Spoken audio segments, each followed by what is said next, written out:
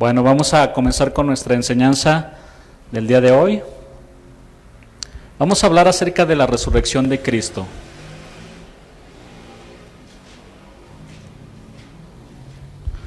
La resurrección de Cristo, ¿verdad o mentira?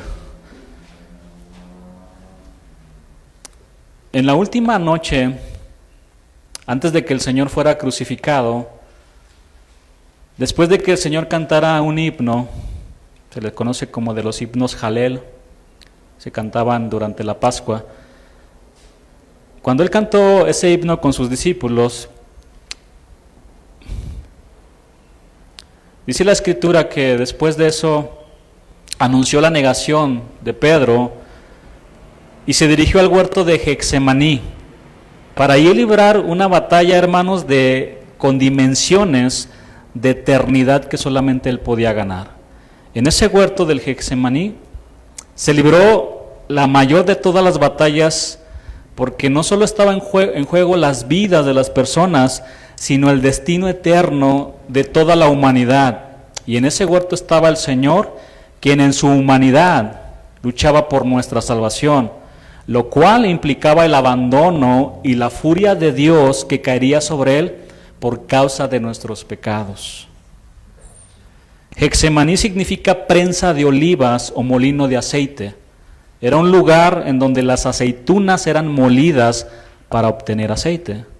Así también, en ese lugar la humanidad de nuestro Señor Jesús sería prensada y molida a la profunda tristeza y terrible angustia que enfrentaría en ese huerto. Después de que el Señor librara la más grande de todas las batallas en el huerto de Getsemaní, sucedieron los siguientes eventos antes de su crucifixión, por si quieren anotarlos.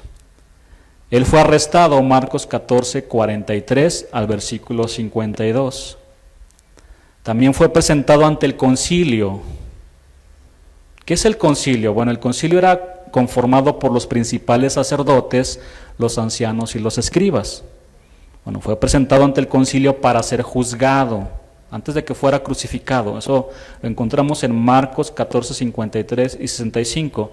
Y solamente les doy los versículos de Marcos, pero podemos encontrar también los pasajes paralelos en Mateo, en Lucas y en Juan. Bueno, antes también de que fuera crucificado, fue negado por Pedro, Marcos 14, 66 al 72. También fue presentado ante Pilato, Marcos 15, versículo 1 al versículo 5. Y después de eso fue sentenciado a muerte, Marcos 15, versículo 6 al versículo 20. La hora había llegado y el Señor sería llevado al Gólgota, un monte cercano de la ciudad. En su recorrido hacia el monte Calvario, el Señor debía pasar por algunas de las calles principales de la ciudad, llevando el madero donde sería ejecutado. Ahora, pasar por las calles era una costumbre que tenía el propósito de dar una lección de un fuerte castigo para todos aquellos que se rebelaran contra el gobierno romano. El Evangelio de Marcos dice que un hombre llamado Simón de Cirene fue obligado a cargar la cruz de Cristo o el madero. Cristo 100% hombre estaba muy exhausto, requirió de la ayuda de este hombre. Ahora recordemos que la noche anterior Él había celebrado la cena pascual con sus discípulos. Todo había ocurrido muy rápido y con mucha intensidad. El Señor no tuvo tiempo de comer ni de descansar. Vamos a recordar brevemente la secuencia de los acontecimientos. Después de la cena con sus discípulos, Jesús fue al huerto donde oró con gran angustia, y la tristeza que Él tenía era de tal manera que su sudor eran como gotas de sangre. Cuando terminó de orar, Judas llegó con mucha gente armada para arrestarlo, y del huerto lo llevaron a la casa del sumo sacerdote para ser interrogado. Al amanecer lo llevaron con Pilato para ser juzgado.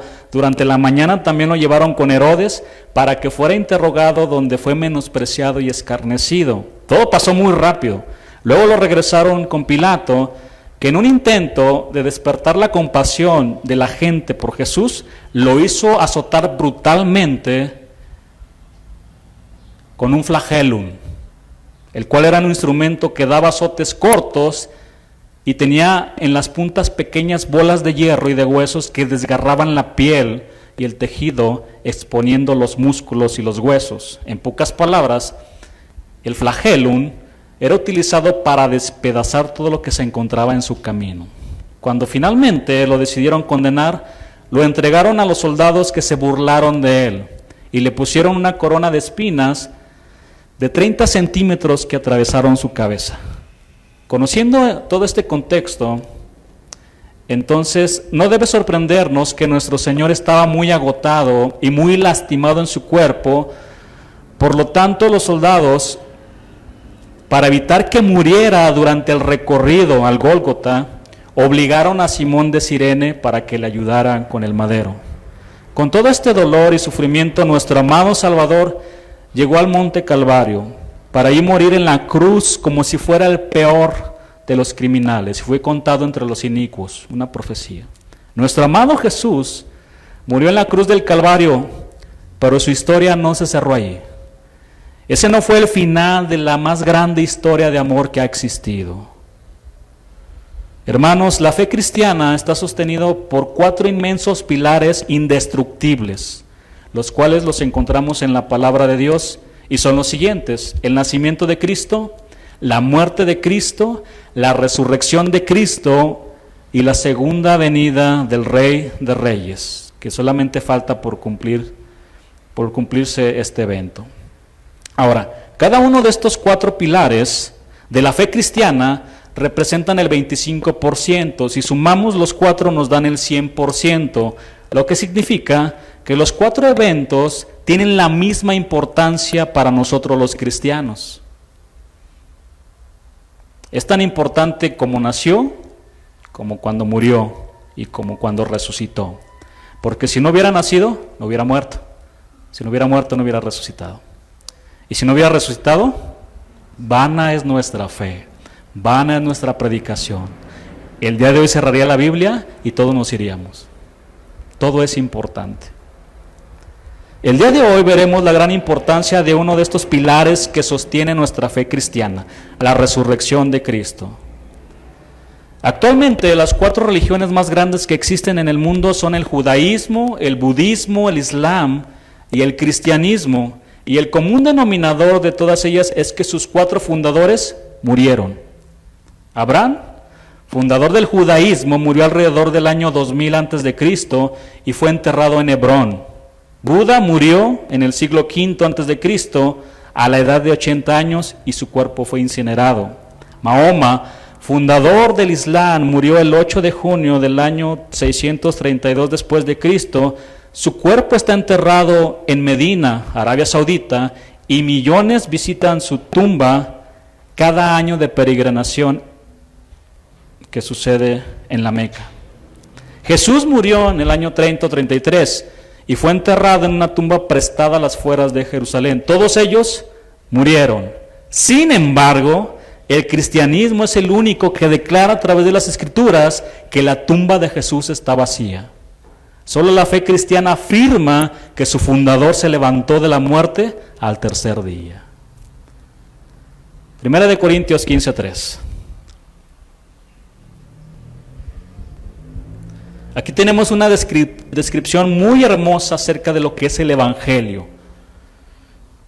Y el Evangelio, mis queridos hermanos, incluye la resurrección de Cristo. Cuando tú prediques, ciertamente predica a Cristo y a este crucificado, pero también predica que Él se levantó al tercer día.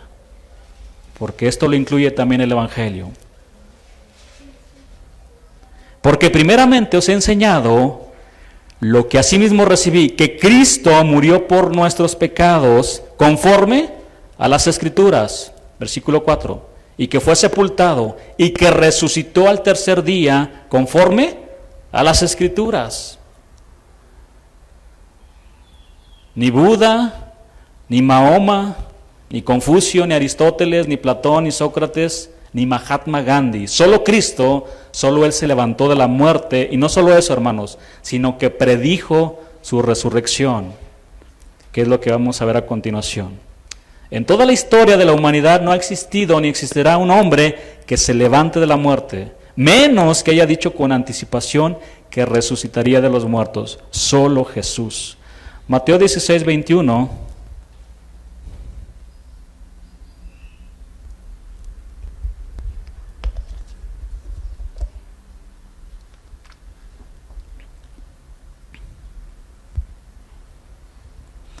Dice así la palabra: desde entonces comenzó a Jesús a declarar a sus discípulos que le era necesario ir a Jerusalén y padecer, no poco, mucho, de los ancianos, de los principales sacerdotes y de los escribas, y ser muerto y resucitar al tercer día.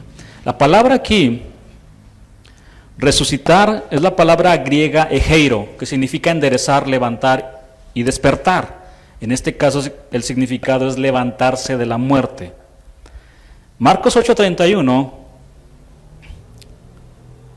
dice así la palabra: y comenzó a enseñarles que le era necesario al Hijo del Hombre padecer mucho y ser desechado por los ancianos, por los principales sacerdotes y por los escribas, y ser muerto y resucitar después de 3 días. Lucas 9:22 dice así la palabra, y diciendo: es necesario que el Hijo del Hombre padezca muchas cosas y sea desechado por los ancianos, por los principales sacerdotes y por los escribas, y que sea muerto y resucite al tercer día. Ahora vayamos al libro de Juan. Juan capítulo 2, versículo 19 al versículo 22. Respondió Jesús y les dijo: destruid este templo y en 3 días lo levantaré. Es la misma palabra que acabamos de leer, es egeiro, cuando habló de levantaré. Versículo 20, dijeron luego los judíos: en 46 años fue edificado este templo y tú en 3 días lo levantarás. Mas él hablaba ¿de qué? Del templo de su cuerpo. Por tanto, cuando resucitó de entre los muertos, sus discípulos se acordaron que había dicho esto y creyeron la escritura y la palabra que Jesús había dicho. Obviamente este capítulo de Juan 2 y estos versículos nos hablan de su resurrección. Mateo 12:40.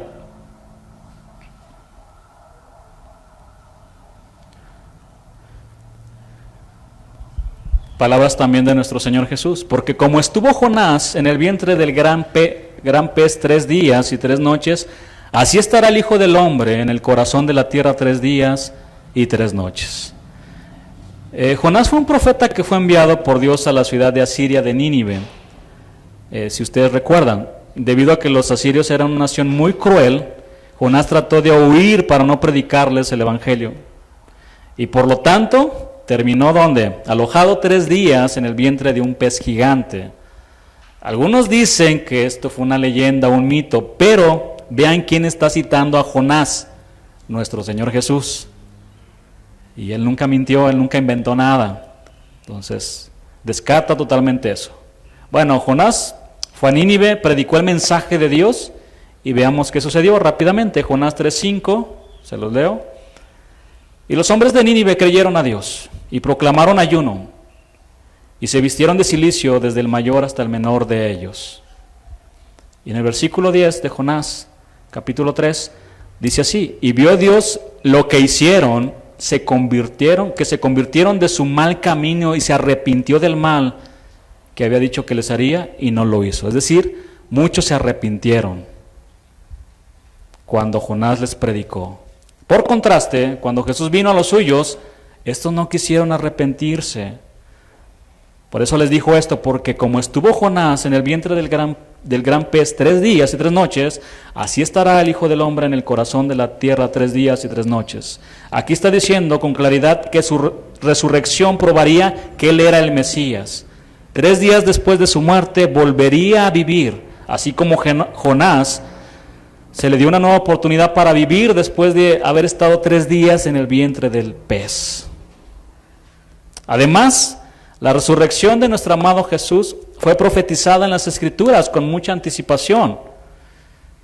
En el Salmo 16, versículo 10, encontramos esta escritura que dice así: porque no dejarás mi alma en el Seol, en el lugar de los muertos, es lo que significa.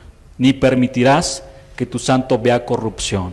Otra versión dice, que ya lo traduce de esta manera: porque yo sé que nunca abandonarás mi alma en el lugar de los muertos, nunca dejarás que tu fiel amigo se hunda en la muerte.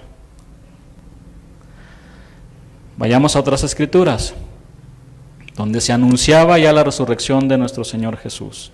Oseas, capítulo 6, versículo 1 y versículo 2. Venid y volvamos a Jehová, porque Él arrebató y nos curará, hirió y nos vendará. Nos dará vida después de 2 días, en el tercer día nos resucitará y viviremos delante de Él. Este hombre, Oseas, oró esto que acabamos de leer, una completa confianza en el amor y poder de Dios para la restauración de Israel. Pero en esta oración hay una sombra perfecta de la profecía de la resurrección de Jesús en el tercer día. El contexto apoya esto maravillosamente. En la cruz, Jesús fue arrebatado y herido por nuestro bien, pero Él también gloriosamente fue resucitado en el tercer día. Nos dará vida después de 2 días, en el tercer día nos resucitará. Ahora veamos algunas evidencias en la palabra de Dios acerca de la resurrección de Cristo. Al menos las Escrituras mencionan 10 apariciones, creo que hay más, de nuestro Señor cuando Él resucitó. Pero para nuestro asombro, la primera persona que vio al Señor resucitado no fue Pedro, tampoco Juan. No fue ninguno de los 12 discípulos escogidos por el Señor. ¿Quién fue, hermanos? María Magdalena. La primera persona que vio a Jesús resucitado fue una mujer llamada María Magdalena. Vamos a ver algunos versículos. Marcos 16, versículo 9. Una mujer que estaba endemoniada.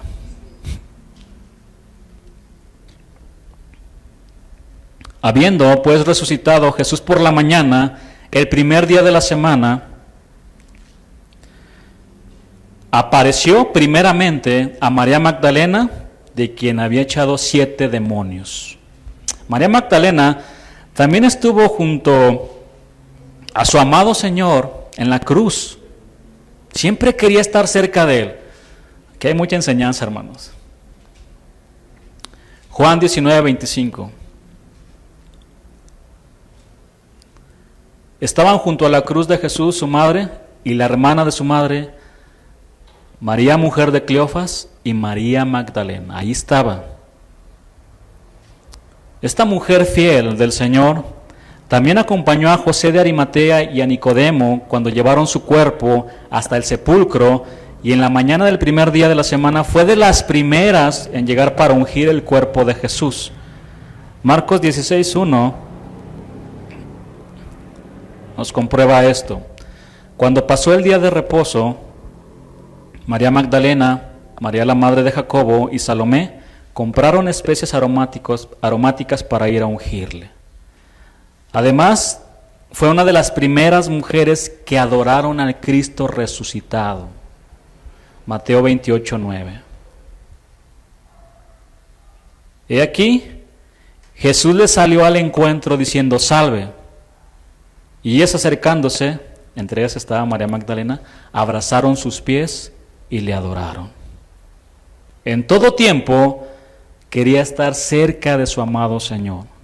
Veamos el amor que manifestó en los siguientes versículos hacia su Señor. En todo tiempo ella quería estar con aquel que rompió las cadenas en la que ella estaba, de esa esclavitud, de estos demonios que la atormentaban. Juan 20, versículo 11, dice así: pero María Magdalena, estaba fuera llorando junto al sepulcro, y mientras lloraba, se inclinó para mirar dentro del sepulcro, y vio a 2 ángeles con vestiduras blancas. ¿Recuerdan las angelofanías? Aquí tenemos, que estaban sentados, el uno a la cabecera y el otro a los pies, donde el cuerpo de Jesús había sido puesto. Y le dijeron: mujer, ¿por qué lloras? Les dijo: porque se han llevado a mi Señor y no sé dónde le han puesto. Cuando había dicho esto, se volvió y vio a Jesús que estaba ahí, mas no sabía que era Jesús. Jesús le dijo: mujer, ¿por qué lloras? ¿A quién buscas? Ella, pensando que era el hortelano, es decir, el que cuidaba el jardín donde estaba la tumba, le dijo: Señor, si tú lo has llevado, dime dónde lo has puesto y yo lo llevaré. Obviamente todo era muy reciente, el dolor de ver a su Señor en la cruz del Calvario, de que él estaba muerto, estaba muy dolida por todo eso. El contexto de esto que acabamos de leer nos habla de que María Magdalena les informó a los discípulos que la tumba estaba vacía, por lo cual Juan y Pedro, dice aquí que corrieron rápidamente a la tumba. Le ganó Juan, era más joven seguramente que Pedro. Corrieron a la tumba para confirmar lo que le había dicho esta mujer. Y así fue. Se dieron cuenta de que la tumba estaba vacía. Solo pudieron ver los lienzos y el sudario de Jesús, bien acomodados, bien ordenados. Bueno, mientras pasaba esto, María Magdalena estaba llorando afuera del sepulcro, cuando de repente se le acercaron dos ángeles y le dijeron: mujer, ¿por qué lloras?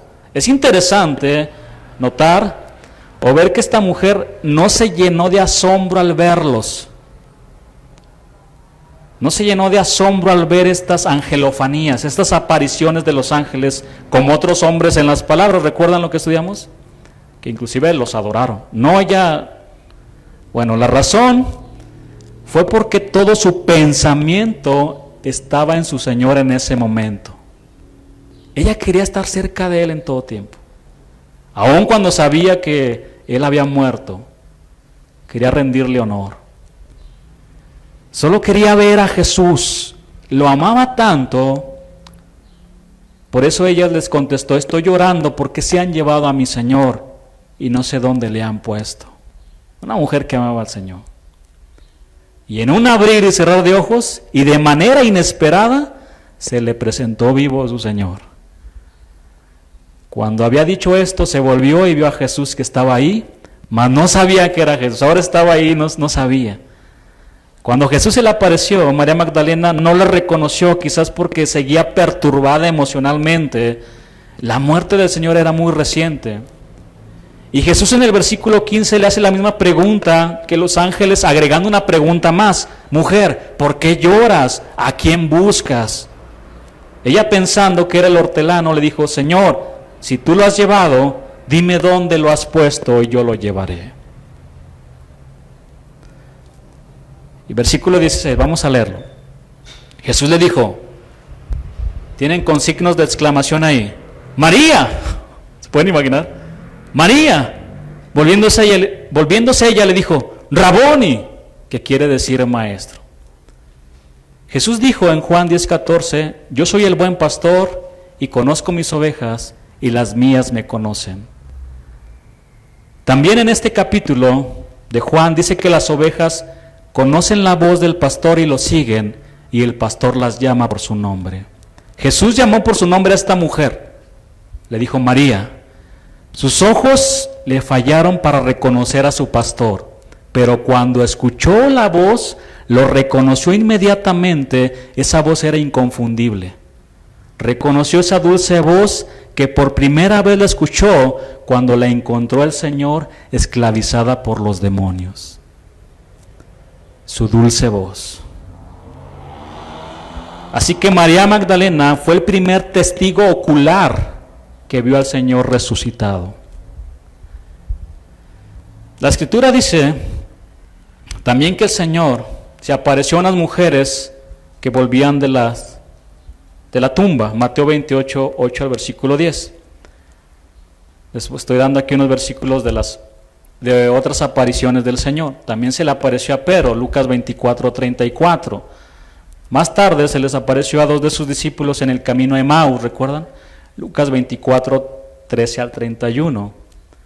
Se les apareció a sus discípulos cuando Tomás estaba ausente, Juan 20, 19. Después se les apareció a todos sus discípulos, Juan 20, 26 al 28. También se les apareció a 7 de sus discípulos en el mar de Galilea, Juan 21. Y de una sola vez se les apareció a más de 500 hermanos, 1 Corintios 15, versículo 6. Se le apareció también a su hermano en la carne, a Jacobo, que también se le conoce como Santiago. Primera de Corintios 15, 7. Y la última vez que lo vieron fue cuando ascendió al cielo. Lucas 24, 50, versículo 51. Pero antes de ascender al cielo, el Cristo resucitado tuvo comunión 40 días con sus apóstoles, como lo declara el libro de Hechos. Veamos Hechos capítulo 1, versículo 1 al 3. En el primer tratado, oh Teófilo, hablé acerca de todas las cosas que Jesús comenzó a hacer y a enseñar. Aquí se refiere al libro de Lucas, porque él escribió también este libro de Hechos. Hablé acerca de todas las cosas que Jesús comenzó a hacer y a enseñar, hasta el día que fue recibido arriba, después de haber dado mandamientos por el Espíritu Santo a los apóstoles que había escogido. Versículo 3, a quienes también, después de haber padecido, se presentó como vivo con muchas pruebas indubitables. Esta palabra indubitable es la palabra griega tetmerion, que significa una señal segura. Nos habla de una prueba positiva. Pruebas indubitables apareciéndoseles durante 40 días y hablándoles acerca del reino de Dios. En fin, ahí están muchas pruebas indubitables que menciona la Biblia acerca de la resurrección de Cristo. Ahora, que las personas no quieran creer, eso es otra cosa. Hermanos, las doctrinas del nacimiento, la muerte y resurrección de Cristo son el fundamento del cristianismo. Si quitamos alguna de ellas de la Escritura, se hunden de inmediato todas nuestras esperanzas de eternidad. Todos los que creen en Cristo tienen esperanza en Él, pero si no hubiera resurrección, seríamos los más dignos de conmiseración, los más dignos de lástima de todos los hombres. No tendría sentido predicar ya más. Como les dije previamente, cerraría en este momento la Biblia y vámonos. Vamos a 1 Corintios 15, versículo 12.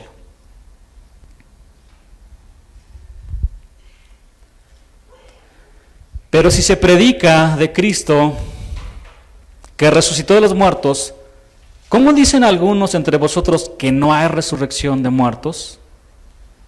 Aquí Pablo, en esencia, le está diciendo a algunos de los corintios, si niegas la resurrección de los creyentes, lógicamente nadie ha resucitado a los muertos. Eso significa que Cristo no ha resucitado, y los resultados de negar la resurrección de Cristo son absolutamente catastróficos. En los versículos aquí de 1 Corintios 15, pero del 14 al 19, Pablo cataloga las aterradoras consecuencias de su posición para probar la centralidad de la resurrección de nuestro Señor. Si Cristo no ha resucitado, todo está perdido. Si se quita esta piedra angular del cristianismo, todo se derrumba, hermanos, y solo tendríamos un montón de escombros. Si el cuerpo de Jesús aún yace enterrado en una tumba, entonces vana es la predicación y vana es nuestra fe. Vamos a leer ahora el versículo 13 de 1 Corintios. Porque si no hay resurrección de muertos, tampoco Cristo resucitó. Versículo 14. Y si Cristo no resucitó, vana es entonces nuestra predicación, vana es también vuestra fe. La palabra vana aquí significa vacío de valor espiritual, sin sustancia. Hermanos, o la tumba está vacía, o la predicación está vacía. No hay más. Nuestra predicación estaría vacía si el Señor Jesucristo no resucitó. Si el Señor no resucitó, el mensaje del Evangelio es un mensaje sin valor y toda la estructura del cristianismo se colapsaría, así como los edificios se colapsan cuando hay un terremoto. Hermanos, nuestro edificio de la fe tiene la resurrección de Cristo como fundamento. Si los restos del cuerpo de Cristo siguen aún en una tumba judía, las buenas nuevas que predicaron Pablo y el resto de los apóstoles son una ficción antigua que merece ser olvidada. Pero sigamos leyendo el capítulo 15 de 1 Corintios, capítulo 15 ahora. Y somos hallados falsos testigos de Dios, porque hemos testificado de Dios que Él resucitó a Cristo, al cual no resucitó, si en verdad los muertos no resucitan. ¿Qué significa este versículo? Bueno, significa que si Cristo no ha resucitado, entonces todos los que han enseñado que hay una resurrección han sido descubiertos como falsos testigos de Dios. Y por lo tanto, se pueden comparar con aquellos falsos y mentirosos profetas que aparecen en el libro de Jeremías capítulo 23. Hermanos, si nosotros estamos predicando a Cristo y Él no resucitó de entre los muertos, entonces estamos predicando mentiras. Somos falsos testigos. Versículo 16. Porque si los muertos no resucitan, tampoco Cristo resucitó. Y si Cristo no resucitó, vuestra fe es vana, aún estáis en vuestros pecados. Otra consecuencia catastrófica de negar la resurrección de Cristo. Si Cristo no resucitó, tampoco existe un perdón real para los pecadores. Y por lo tanto, seguimos en nuestros pecados. Lo que significa también que tampoco hay vida eterna para nosotros, si Cristo no resucitó. Vamos al versículo 18 ahora. Entonces, también los que durmieron en Cristo perecieron. Todos aquellos que murieron antes de nosotros. Si el Señor no resucitó, murieron. Y murieron en sus pecados. Versículo 19. Y si en esta vida solamente esperamos en Cristo, somos los más dignos de conmiseración, de lástima de todos los hombres. Pablo, en todos estos versículos, nos llevó por un largo camino de oscuridad, donde no hay esperanza si Cristo no ha resucitado de entre los muertos. Porque si no hay resurrección de muertos, tampoco Cristo resucitó. Y si Cristo no resucitó, vana es entonces nuestra predicación, vana es también vuestra fe. Y si Cristo no resucitó, porque hemos testificado de Dios que Él resucitó a Cristo, al cual no resucitó. Porque si los muertos no resucitan, tampoco Cristo resucitó. Y si Cristo no resucitó, vuestra fe es vana y aún estáis en vuestros pecados. Pablo nos llevó por todo este camino. Si todas estas frases que él escribió fueran ciertas, entonces nos dejan en el borde del abismo y sin ninguna esperanza. ¿Se dan cuenta?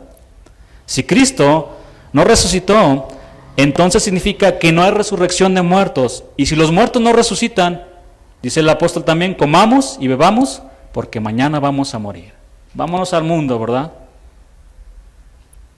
Vamos a pecar, vamos a hacer todo lo malo.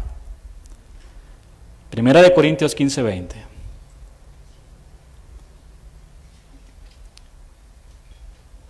Y aquí recuperamos el aliento.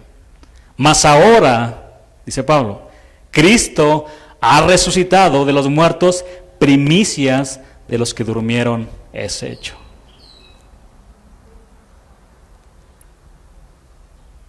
Pablo con este versículo nos saca de la terrible pesadilla de pensar que el Señor no ha resucitado y nos trae a la realidad. Cristo sí ha resucitado de los muertos y la tumba de nuestro Señor está vacía, por lo tanto la predicación del Evangelio no está vacía, sino está llena del poder de la resurrección de Cristo. Y veamos algunos versículos, hermanos. Mateo 28:6.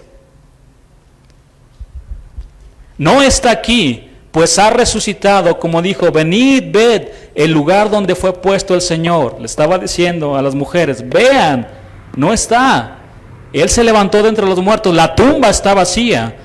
Marcos 16:6 dice, mas él les dijo, no os asustéis, buscáis a Jesús Nazareno, el que fue crucificado, ha resucitado, no está aquí. Mirad el lugar en donde le pusieron. Lucas 24:5 dice, y como tuvieron temor y bajaron el rostro a tierra, les dijeron, ¿por qué buscáis entre los muertos al que vive? No está aquí, sino que ha resucitado. Acordaos de lo que os habló cuando aún estaba en Galilea. Hermanos, aquel que dijo, yo soy la luz del mundo, venció la muerte y salió resplandeciendo desde las tinieblas de la tumba. La resurrección de Cristo produce, escuchen esto, produce gozo y alegría a los que le aman, pero al mismo tiempo es el terror de aquellos que lo aborrecen, de los que no creen en la resurrección de Él. Es el terror. No lo aceptan. ¿Por qué? Porque saben que algún día van a dar cuentas delante de Él. Y es muy fácil decir, no creo en Dios, no creo en la resurrección de los muertos. Ahora, al enfrentarnos con los relatos de la resurrección del Señor, tenemos que elegir entre dos opciones. Número uno, ¿la resurrección es el hecho más glorioso que ha tenido lugar en la historia de la humanidad? O número dos, ¿la resurrección es el mayor fraude que ha tenido lugar en la historia de la humanidad? Si Cristo ha resucitado de la forma como los evangelios lo describen, esto quiere decir que hay vida después de la muerte y que Jesús es el único que ha salido victorioso de la tumba. ¿Dónde está, verdad? Tu aguijón o muerte. Y por lo tanto ha traído esperanza a una humanidad que sigue mirando con horror y temor la muerte. Después de que el Señor Jesús resucitó, vemos cómo un grupo de hombres proclamaron este gran milagro con gran valentía. Vayamos a Hechos 3, versículo 15.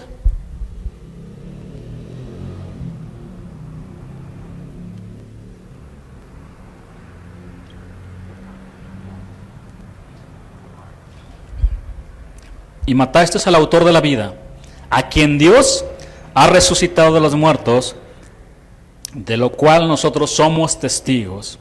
Está predicando el evangelio aquí. Si no me equivoco fue Pedro.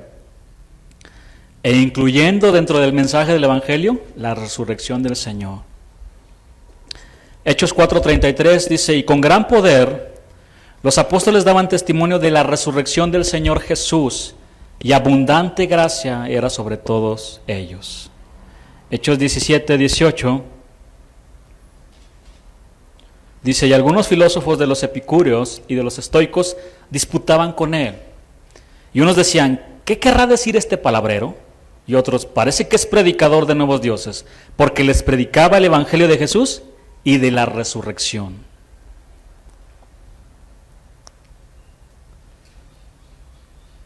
Pregunta, hermanos, ¿será que los discípulos del Señor inventaron una mentira al proclamar que Él había resucitado?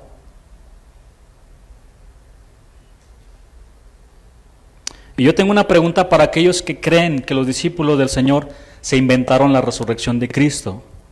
Si los discípulos del Señor inventaron la resurrección de Cristo, ¿será que existe alguien en el mundo que esté dispuesto a morir por una mentira?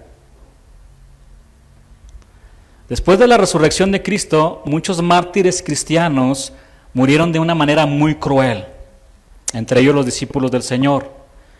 Los mismos que lo habían abandonado y que lo habían negado, ahora estaban dispuestos a dar su vida. ¿Sería por una mentira? Y veamos solamente cómo murieron algunos de ellos. Jacobo fue sentenciado por el rey Herodes a muerte de espada. Pedro, un historiador llamado Eusebio, historiador de la iglesia, cita a Clemente, quien dice que antes que Pedro fuera crucificado, fue obligado a ver la crucifixión de su esposa. Mientras ella caminaba a la muerte, dice Clemente que Pedro la llamó por su nombre diciéndole, acuérdate del Señor. ¿Qué? Solamente de imaginarnos. Cuando le tocó su turno, aquel hombre que se amedrentó ante una criada, ahora estaba pidiendo que lo crucificaran cabeza abajo, porque no era digno de morir como su Señor. Mateo sufrió martirio en Etiopía y fue muerto por una herida de espada. Juan, la historia dice que fue hervido en aceite hirviendo en Roma y milagrosamente fue librado de la muerte. Sin embargo, fue sentenciado a las minas de la prisión en la isla de Patmos, donde recibió la revelación del Apocalipsis, y fue el único de los apóstoles que murió, por así decirlo, pacíficamente. Santiago, el hermano de Jesús, y líder de la iglesia en Jerusalén, fue arrojado de una altura de más de 30 metros desde el pináculo del templo cuando rehusó negar su fe en Cristo. Como sobrevivió a la caída, dice la historia que lo golpearon hasta matarlo. Bartolomé, él fue un misionero en Asia y testificó en lo que hoy es Turquía. Fue martirizado por su predicación en Armenia, donde fue desollado con un látigo hasta morir. Andrés fue crucificado en Grecia después de haber sido azotado por 7 soldados. Luego ataron su cuerpo a la cruz para dejarlo morir. Uno de los relatos dice que le compartió de Cristo a la esposa de un gobernador, el cual se enfureció y mandó crucificarlo. La historia también dice que cuando Andrés era llevado a la cruz les dijo: hace mucho he deseado y esperado este feliz momento, y continuó predicando a sus verdugos por 2 días hasta que murió. Tomás fue traspasado con una lanza en la India durante uno de sus viajes misioneros para establecer ahí una iglesia. Felipe, de acuerdo a los relatos, fue apedreado hasta morir. Matías, el apóstol elegido para reemplazar a Judas, fue apedreado y después decapitado.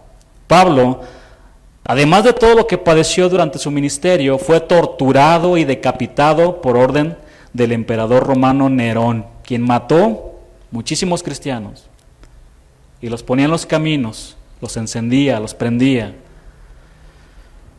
Bernabé en su segunda misión en Chipre fue lapidado y quemado vivo por los judíos. Marcos murió en el año 68, fue arrastrado por las calles de Alejandría, atado con cuerdas al cuello. Después lo llevaron a la cárcel y al día siguiente le hicieron lo mismo hasta que murió. Los historiadores del primer siglo como Eusebio, Josefo y Tácito especifican claramente los tipos de muerte de los apóstoles y de otros mártires. Tácito escribió lo siguiente: a su suplicio, es decir, a su tortura, se unió el escarnio, de manera que perecían desgarrados por los perros tras haberles hecho cubrirse con pieles de fieras, o bien clavados en cruces al caer el día, eran quemados de manera que sirvieran como iluminación durante la noche. Tal vez no sea tan importante conocer cómo murieron los primeros apóstoles y los demás cristianos de la antigua iglesia, incluyendo los reformadores, y muchos que estos días están perdiendo la vida por causa de Cristo. Pero lo que sí es importante conocer es que todos ellos estuvieron dispuestos a morir por su fe, con la certeza de que la obra de Jesucristo, desde su nacimiento, ministerio, muerte y resurrección, fue una realidad absoluta en sus vidas. Porque si Jesús no hubiera resucitado, los discípulos hubieran sabido y ninguno de ellos hubiera muerto por una mentira. Pero el hecho de que los primeros creyentes estuvieron dispuestos a padecer terribles muertes, rehusando a renunciar a su fe en Cristo, hermanos, es la mayor evidencia de que ellos estaban seguros de que Jesús había resucitado. Esa es la mayor evidencia. Estaban sellados en su corazón por eso. El testimonio nos dice del Espíritu que somos sus hijos, y nos habla y nos confirma de que lo que está en la palabra es verdad, es una realidad. Todos aquellos murieron por aquel que dijo: yo soy la verdad. La resurrección de Cristo fue un pilar inconmovible que sostuvo sus vidas hasta el último latido de su corazón. Hasta el último latido de su corazón. La resurrección de Cristo, de nuestro Señor, es un pilar indestructible porque ofrece evidencias verdaderas y contundentes para aquellos que creen que Jesús es el Hijo de Dios. Solo Él es el Hijo de Dios. Por eso resucitó de entre los muertos. Y el hecho de que el Señor haya resucitado, Él sella, con eso sella sus promesas hacia nosotros. De que Él estará con nosotros todos los días hasta el fin del mundo, y de que nos ha preparado una morada. De que si Él resucitó, algún día también nosotros vamos a resucitar para vida eterna. No para condenación, para vida eterna, y estaremos con Él todos los días, por una eternidad, hermanos.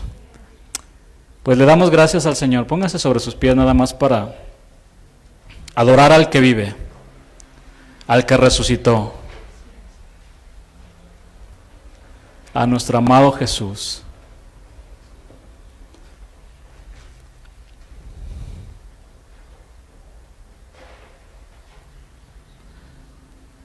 Obviamente hay más evidencias históricas acerca de la resurrección del Señor, pero la Biblia es suficiente. Para los cristianos la Biblia es suficiente. Si ustedes leen los últimos capítulos de los Evangelios, se darán cuenta de cómo sucedió esta resurrección. Y que al darse cuenta algunos soldados que vieron a los ángeles, les dijeron, no digas nada, no digas nada. Vamos a decir que sus discípulos vinieron a robar su cuerpo. Y eso es lo que creen todavía muchos judíos al día de hoy, que se robaron el cuerpo de Jesús. Pero Él se levantó, como lo había dicho. Ahí donde estás, con unas palabras tuyas, adora al que vive. Adora al que te rescató, al que compró tu vida con su sangre. Adóralo, solamente piensa en Él y empieza a adorarlo. Él vive y Él está aquí con nosotros. Él vive por los siglos de los siglos. Y solamente Él pudo vencer la muerte y se levantó y ahora está a la diestra del Padre. Y ahora podemos adorarlo con todo nuestro corazón. Señor, te adoramos, te bendecimos, te damos la gloria a ti, te damos la honra, levantamos nuestra mirada a los cielos, nuestras manos a ti, Señor, nos rendimos a ti nuestro gran Dios, que así como trataste y encontraste, Señor, con María Magdalena, así nos encontraste a nosotros. Y queremos estar cerca de ti, queremos enamorarnos de ti, vivir para ti, estar abrazados a tus pies y adorarte, Señor.